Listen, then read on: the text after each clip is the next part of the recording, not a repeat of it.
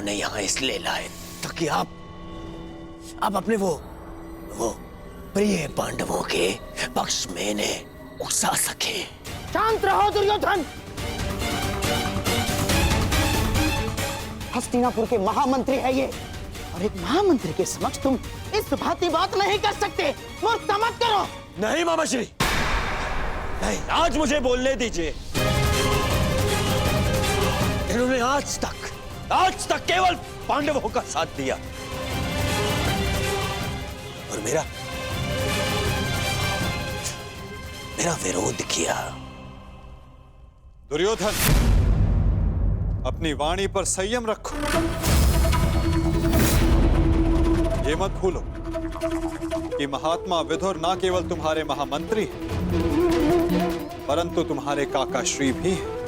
काका श्री होते तो मेरा समर्थन करते, उन पांडवों का नहीं।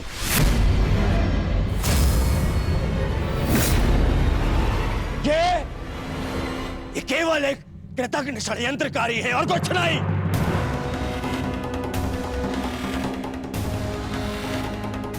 इन्होंने कभी हमारे हित की बात नहीं करी। ना ये तब चाहते थे कि मेरे पिता राजा बने, और ना ये अब चाहते हैं कि मैं सिंहासन पर बैठूं। बहुत बुरी बात है काकाश्री, हमारा अन्न खाके उन पांडवों का पक्ष लेते हैं आप। भाग्य है कि ये मेरे पिता के आधे भाई हैं, अन्यथा राजद्रोही घोषित करके इस दासी पुत्र को दंड देता मैं। दुर्योधन!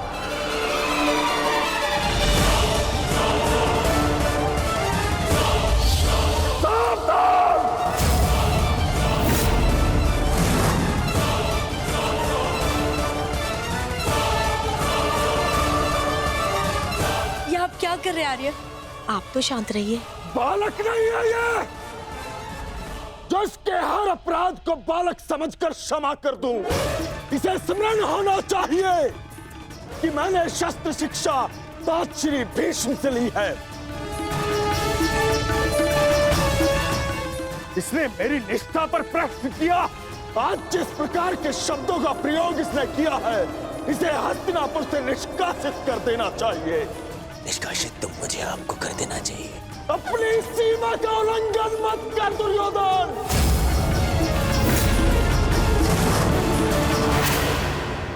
अपने शब्दों की रास को थाम कर रखो दुर्योधन। ये मत भूलो कि महात्मा विदुर हस्तिनापुर के महामंत्री और हस्तिनापुर के रणनीतिकार भी। इस समय तुम्हें उनके समर्थन, उनकी सहायता की अत्यधिक आवश्यकता है। बस! ऐसे सैकड़ों महामंत्री मेरे चरण धोते हैं। मुझे इस युद्ध को जीतने के लिए एक दासी पुत्र के समर्थन की आवश्यकता नहीं है। दुर्योधन!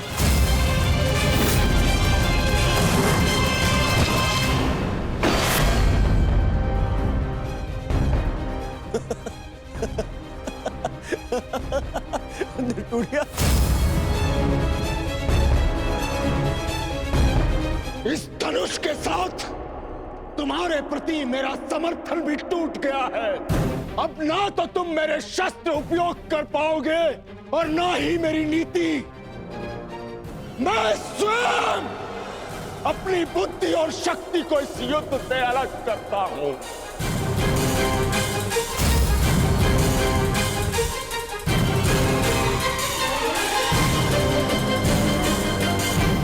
दुर्योधन, हंसना बंद करो ये हंसना। धर्मात्मा, देखिए, क्षमा कर दीजिए इसे। बच्चा है, बालक है ये। छोड़िए मामाश्री, ऐसे दोगले इंसान का हमारे साथ ना होना ही हमारे लिए श्रेयस्कर है। गंधर्वराज, इससे पहले कि मेरे क्रोध से मेरे विवेक का बांध टूट जाए, ले जाओ इसे यहां से। और ना जाओ तो क्या कर लेंगे? ईश्वर के लिए चुप हो जाओ। तुम्हें ज्ञात नहीं है तुमने कितना बड़ा अनर्थ किया है। अब चलो यहां से, चलो चलो।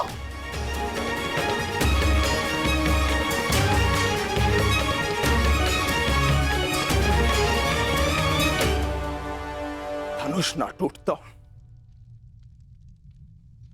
तो मेरा बाण छूट जाता, मेरे भ्राता धृतराष्ट्र को पुत्र हानि होती।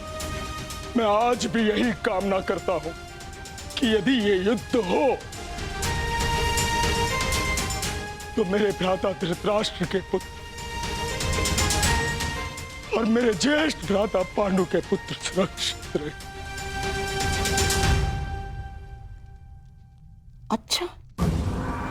अच्छा खेल खेला आपने वासुदेव।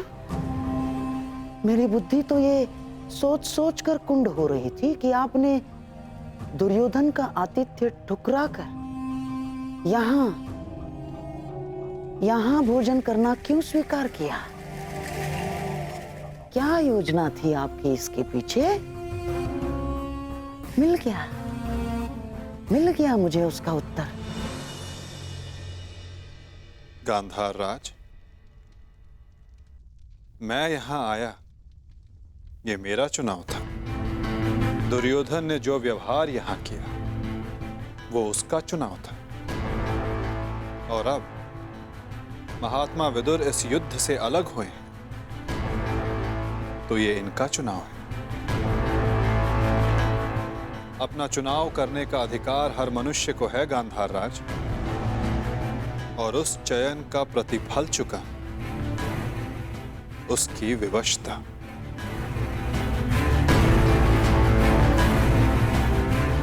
प्रणिपात।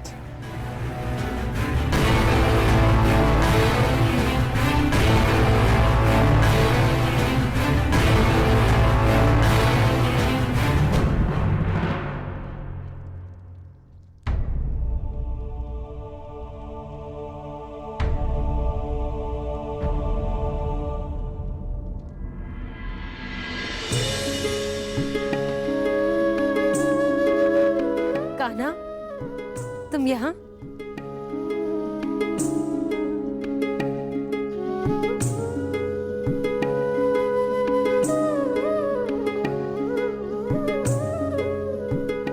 सोचा कि अपनी बुआ को बता दो कि भूखे पेट शयन करने से बुरे स्वप्न आते हैं। मेरी निद्रा और भूख तो तभी उड़ गई थी जब युद्ध की घोषणा हुई थी। कृष्ण,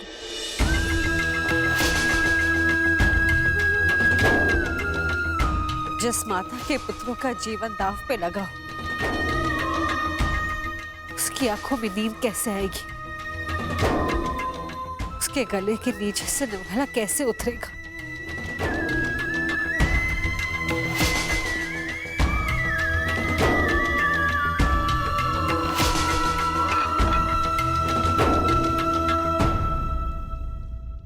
बुआ, बैठो। मैं तो यहां इसलिए आया था कि अपनी बुआ के साथ भोजन का आनंद उठा सकूं, परंतु मेरी बुआ इतनी व्याकुल, इतनी निराश है। यदि आपको मुझ पर विश्वास है कि मैं आपके पुत्रों की रक्षा करने में सक्षम हूं, तो क्या आप फिर भी भोजन नहीं करेंगी? तुम्हारी बात कोई चाह के भी कैसे टाल सकता है? तो फिर पहले आप भोजन कीजिए।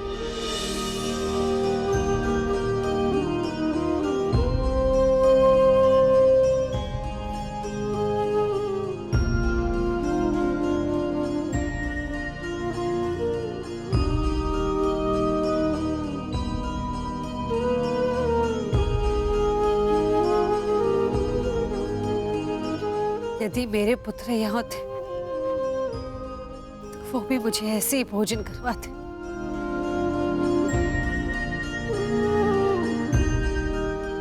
धन्यवाद कृष्ण, जो तुम यहाँ पर आकर मेरे पुत्रों के स्थान पर खड़े हुए और प्रकृति विकट परिस्थिति में मेरे पुत्रों का मार्गदर्शन करने के लिए।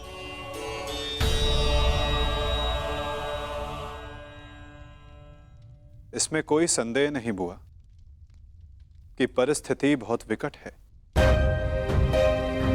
परंतु जो इस बात को समझ सकता है उसे इस परिस्थिति को टालने की, इस युद्ध को रोकने के लिए प्रयत्न करना चाहिए। मैं भी कर रहा हूं,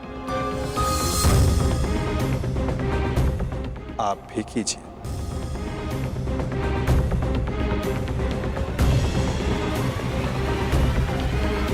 समझी नहीं, मैं क्या कर सकती हूँ?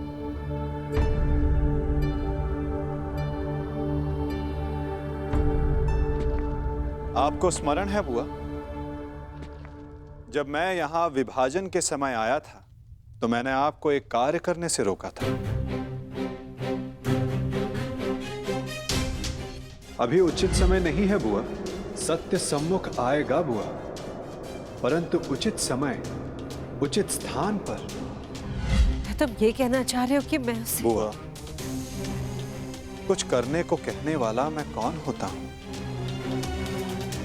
मैं तो बस इस परिस्थिति की गंभीरता को देख रहा हूं। शांति दूत बनकर आया हूं, प्रयास करूंगा कि इस युद्ध को रोक सकूं, परंतु प्रतीत ये होता है कि इस युद्ध को टाला नहीं जा सकता।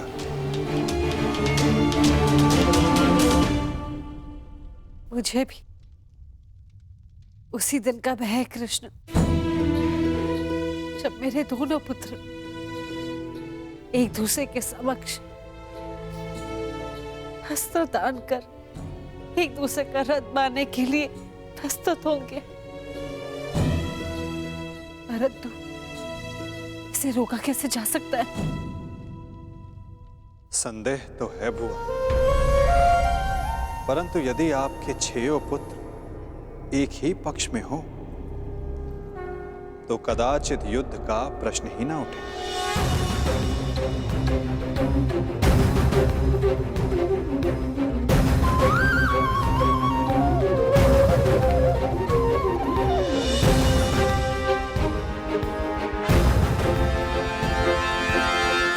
मैं वो करने जा रहा हूं जो मेरा कर्तव्य है, आप वो करें जो आपको उचित लगता है।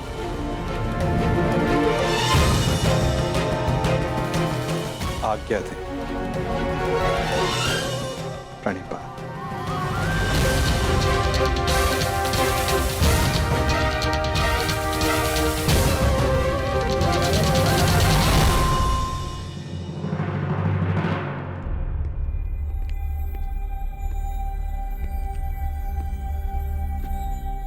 माधव,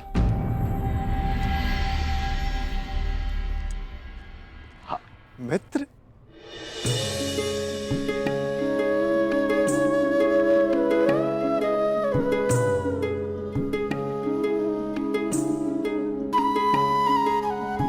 मुझे बहुत प्रसन्नता हुई तुम्हें फिर से देखकर। कहाँ थे तुम? मेरे स्वागत के लिए नहीं आए? क्योंकि मुझे नहीं लगता कि यहाँ आपको स्वागत देने के लिए बुलाया गया है।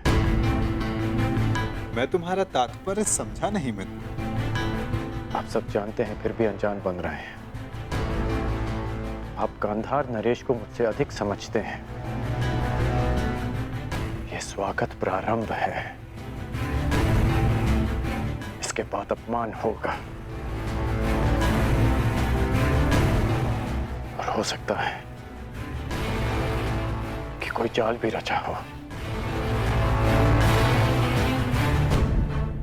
यदि जाल होगा तो मुझे पूर्ण विश्वास है कि मेरा धनुर्धारी मित्र उस जाल को अपने बाणों से काट देगा।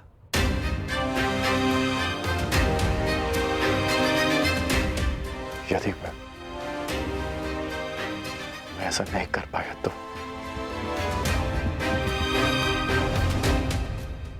तो मैं स्वयं उसका त्राण करूंगा मित्र। हाँ, अब हम सबसे भिन्न हैं, अधिक सक्षम हैं, अधिक शक्तिशाली हैं, किंतु आप भी तो मानव का ही रूप है ना, और मानव सब कुछ नहीं जानता। अन्यथा आज आप दुर्योधन की सभा में नहीं आते।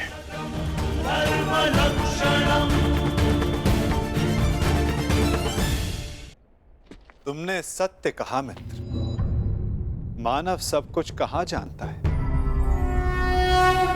जैसे कि तुम। यदि तुम भी सब कुछ जानते होते तो दुर्योधन की ओर नहीं होते मित्र।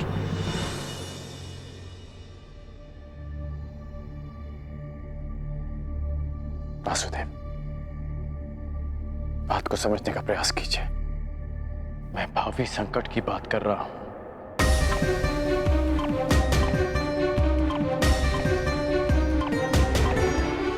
आगे मत बढ़िए, रुक जाइए वासुदेव।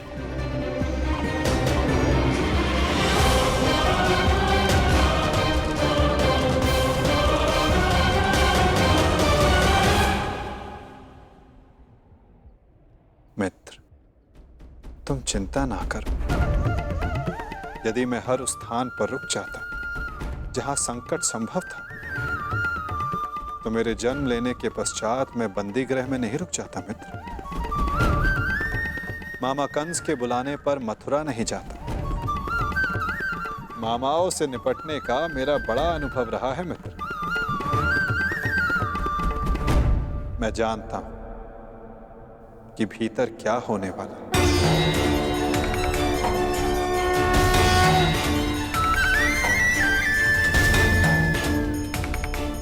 फिर भी आप जा रहे हैं? हाँ मित्र, मैं इसलिए नहीं जा रहा कि ये मेरी इच्छा है। मैं इसलिए जा रहा हूं कि वहां राज्यसभा में जो होगा उसके लिए वहां मेरा होना आवश्यक है। परंतु महत्वपूर्ण प्रश्न यह है मित्र कि मैं ऐसा कर क्यों रहा हूं? इस सभा के पश्चात मुझसे मिलना। कदाचित मैं भी तुमसे यही प्रश्न कर बैठूं। मैं यहां केवल हस्तिनापुर की सभा को संबोधित करने नहीं आया। मैं यहां तुमसे भी मिलने आया हूं मित्र।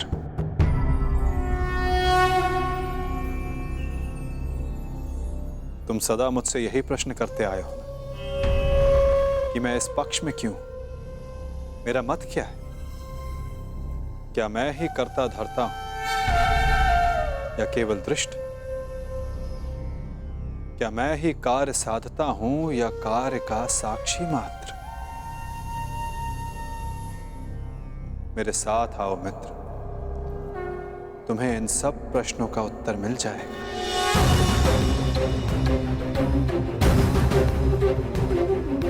मैं इस सृष्टि का साक्षी, आज तुम मेरे साक्षी बनो मित्र।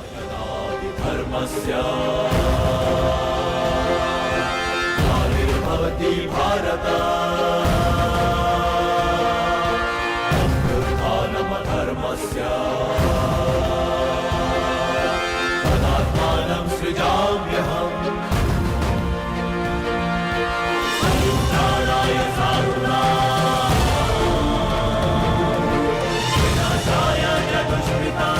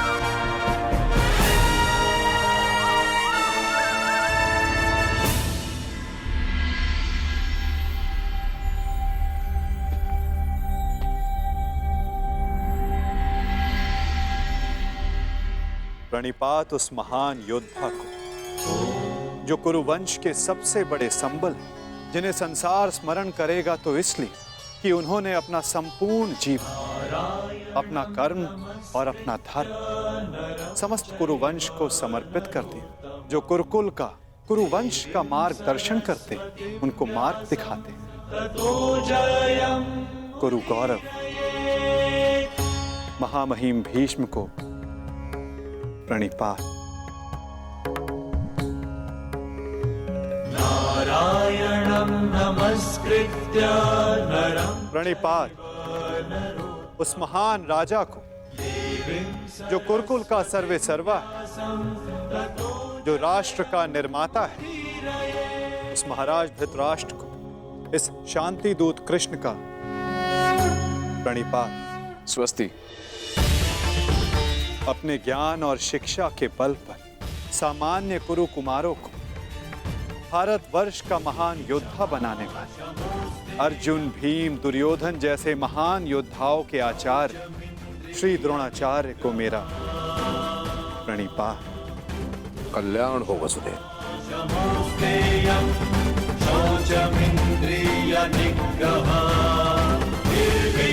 प्रणिपात उस महान हस्ती को जो अपने लक्ष्य संधान में प्रवीण है, जिन्होंने अपनी बहन के पुत्रों के लिए अपना राज्य त्याग किया, जो अपनी तीव्र बुद्धि और नीति से कुरु कुमारों का मार्गदर्शन करते हैं, उस गांधार नरेश को प्रणिपात।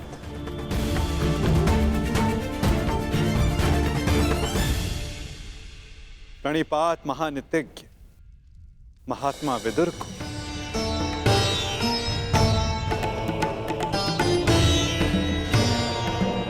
प्रणिपात उन समस्त जनों को जो सभा में उपस्थित हैं, जो शांति के समर्थक हैं। प्रणिपात का अर्थ है अपना शीश झुकाना। हम सब अपनी संतानों को उन सब के समक्ष शीश झुकाना सिखाते हैं जिन्होंने अपने जीवन में महान कार्य किए, परंतु मैं आप सबके समक्ष प्रणिपात इसलिए नहीं कर रहा कि आप सब ने महान कार्य किए। मैं प्रणिपात इसलिए कर रहा हूं कि आप सब अब भी एक महान कार्य को संपन्न करने के लिए सक्षम हैं।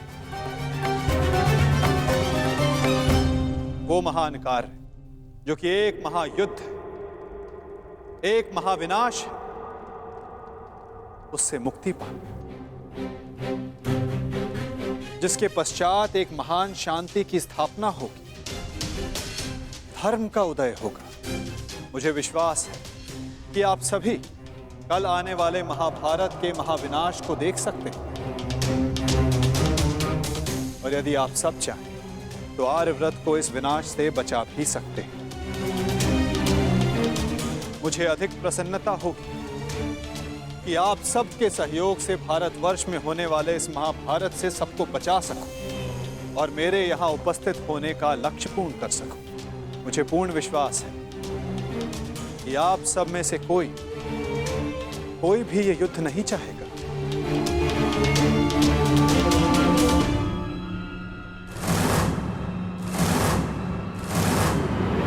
संसार का सबसे बड़ा कष्ट होता है परिवार में आया क्लेश। परिवार का अर्थ है ऐसा समूह जो साथ रहे, जो एक दूसरे के साथ जिए, एक दूसरे का संबल बने। यदि एक वृक्ष दूसरे वृक्ष की शाखाएं काटने लगे तो वृक्ष का अस्तित्व समाप्त हो जाता है महाराज धृतराष्ट्र। जब परिवार साथ रहता है तभी उन्नति होती है। मेरी मंत्रणा यह है कि एक वंशज के अहंकार के लिए समूचे वंश को दांव पर लगाना उचित नहीं, क्योंकि यदि वंशज का अहंकार जीत भी गया तो वंश अपना अस्तित्व हार जाएगा। इसलिए मैं वासुदेव कृष्ण पांडवों की ओर से शांति दूत बनकर आया, शांति प्रस्ताव लाया। यह युद्ध केवल भाइयों के मध्य का संघर्ष नहीं होगा, बल्कि इस युद्ध में संपूर्ण भारतवर्ष भाग लेगा।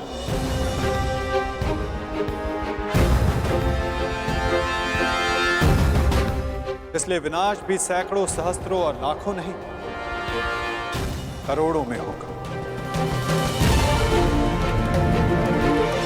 और इसीलिए मैं ये अंतिम प्रयास करने आया, ये प्रस्ताव लाया कि आप सभी इस महाभारत को, इस महायुद्ध को रोकने के लिए मेरी सहायता करें।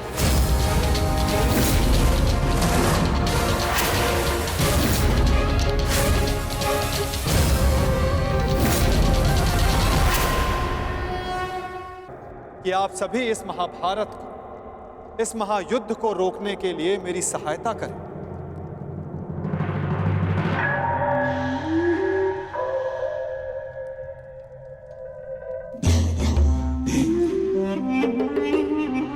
साधु साधु वासुदेव, आप तो सचमुच धन्य है। मुझे स्मरण नहीं होता कि कितना समय हो गया ऐसे शांतिपूर्ण वचन सुने हुए। मुझे तो ऐसा प्रतीत होता है वासुदेव कि आपके मुख से शब्द नहीं, फूल झड़ रहे हैं, फूल। मैं अभिभूत हो गया वासुदेव। और सच कहूं वासुदेव, मैं भी आपसे सहमत हूं।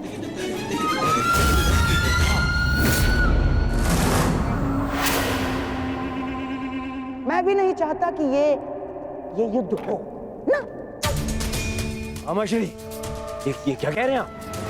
हाँ दुर्योधन, वासुदेव बिल्कुल उचित कह रहे हैं। हमें इस युद्ध को रोकने का पूरा प्रयास करना चाहिए, समझ गए? हाँ हाँ वासुदेव, सबसे श्रेष्ठ युद्ध वो है जो कभी हो ही नहीं। और युद्ध की परिस्थिति उत्पन्न न होने देने का एक ही उपाय है कि एक पक्ष दूसरे पक्ष पर आक्रमण ना करे। चलिए ठीक है, हम पांडवों पर आक्रमण नहीं करेंगे, परंतु वासुदेव, द्वारकाधीश, क्या आप यह आश्वासन दे सकते हैं कि पांडव भी हम पर कभी भी आक्रमण नहीं करेंगे? कभी भी। गांधार नरेश, आप आक्रमण के संदर्भ में बात कर रहे हैं और मैं यहां युद्ध की आवश्यकता को ही समाप्त करने के विषय में बोल रहा हूं। अच्छा ऐसा है। यदि ऐसा है वासुदेव, तो हम आपका प्रस्ताव सुनना चाहेंगे। हाँ, आप शांति दूत हैं तो संदेश तो लाए होंगे। और हाँ, ऊपर से आप शांति प्रस्तापित करना चाहते हैं। तो वासुदेव, शांति प्रस्तापित करने के लिए जिस समाधान की आवश्यकता होती है, वो समाधान भी लाए होंगे आप, है ना? बताइए, क्या है इसका समाधान? प्रत्येक युद्ध की नींव में अन्याय छिपा होता है गांधार राज, और अन्याय का केवल एक ही समाधान है, और वो समाधान है न्याय।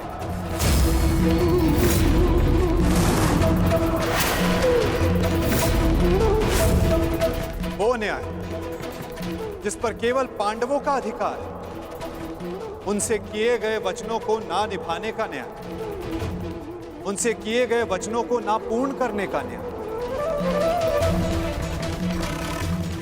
इस भरी सभा में जो अधर्म हुआ, जो अन्याय हुआ, उसके प्रति न्याय। महाराज धृतराष्ट्र, मैं यहां पांडवों की ओर से उनके साथ जो अन्याय हुआ, उसका न्याय मांगने आया। कैसा अन्याय वासुदेव? वो अन्याय जो एक धर्म सभा में एक अधर्म द्यूत माध्यम से हुआ था। वो अन्याय जो कुरुकुल के ज्येष्ठ जनों के समक्ष कुलवधू पांचाली के साथ हुआ। यदि उस अन्याय का त्राण हो तो इस महायुद्ध को रोका जा सकता है।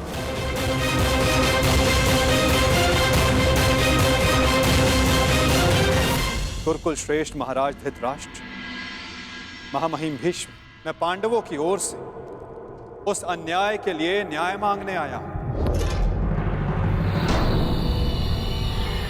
स्मरण रहे महाराज, यदि आपने पांडवों को न्याय नहीं दिया, या तो उसे वो पुण्य से अर्जित कर लेंगे या फिर उसे छीन लेंगे।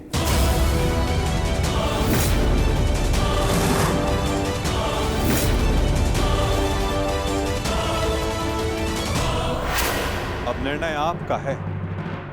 वासुदेव, आप यहाँ शांति प्रस्ताव लेकर आए हैं या हमें धमकाने आए हैं?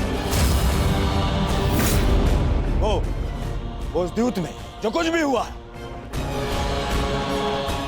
सबकी उपस्थिति में हुआ, युधिष्ठिर की इच्छा से हुआ। अरे वो हार गया, अपना राज्य हार गया, वो उसका प्रारब्ध था। छलबद्ध अन्याय को प्रारब्ध नहीं कहा जा सकता युवराज। जिस प्रकार मंदिर में किया गया पाप पुण्य नहीं बन जाता, उसी प्रकार धर्मवीरों की उपस्थिति में सभा में किया गया धर्म नहीं बन जाता। धर्म कौन सा धर्म? कोई धर्म नहीं हुआ। नारी नारायणी होती है युवराज, और भरी सभा में एक नारी का, एक कुल वधू का वस्त्र हरण अधर्म नहीं?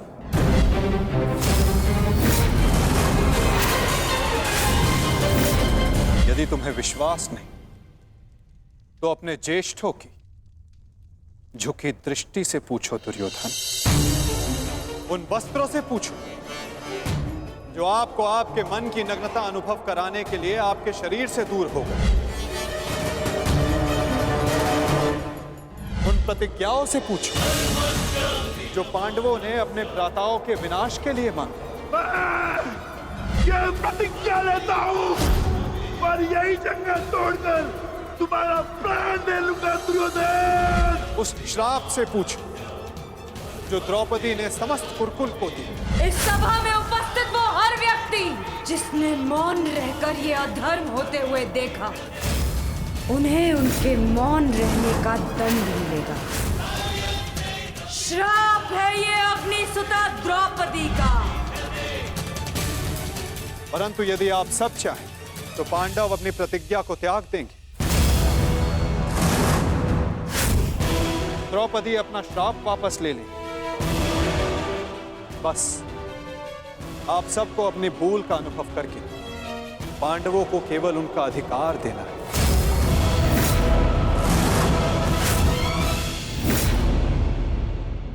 को अपनी भूल का अनुभव करके पांडवों को केवल उनका अधिकार देना है। ये कैसा न्याय है वासुदेव? संधि और शांति वार्ता में बराबर की बात होती है। एक ओर से बंधन और शर्तें नहीं लादी जाती। न्याय की मांग ना बंधन है ना शर्त है महाराज, केवल एक निवेदन है। यदि ऐसा है तो मेरा निर्णय यह है कि दुर्योधन, मौन रहो। निर्णय लेना महाराज के हाथ में है, तुम्हारे नहीं। तुम शांत रहो।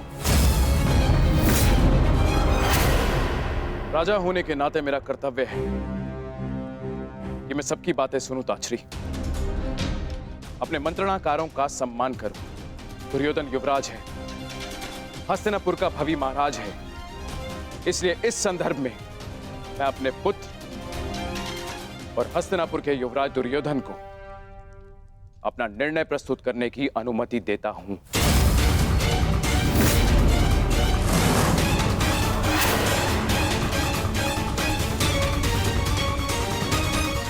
धन्यवाद पिताश्री। हाँ तो सुनिए वासुदेव, ऐसा है कि उस द्यूत में पांडव स्वयं अपना अधिकार हार बैठे थे। अब ना तो वो किसी भी राज्य का उनको अधिकार है और ना ही राजा होने का।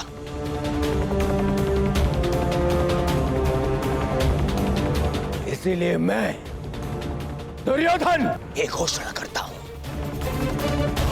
कि हस्तिनापुर आपका ये शांति प्रस्ताव ठुकराता है।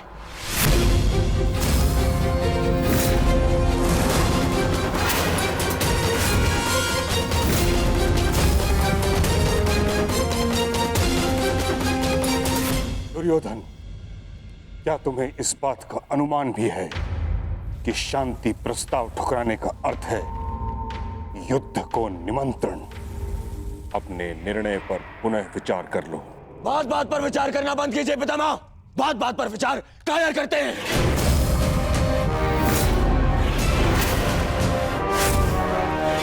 योद्धा का जन्म ही युद्ध के लिए होता है और मैं इस युद्ध के लिए प्रस्तुत हूं।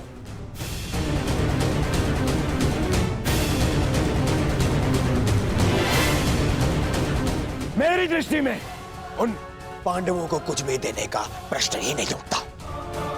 बस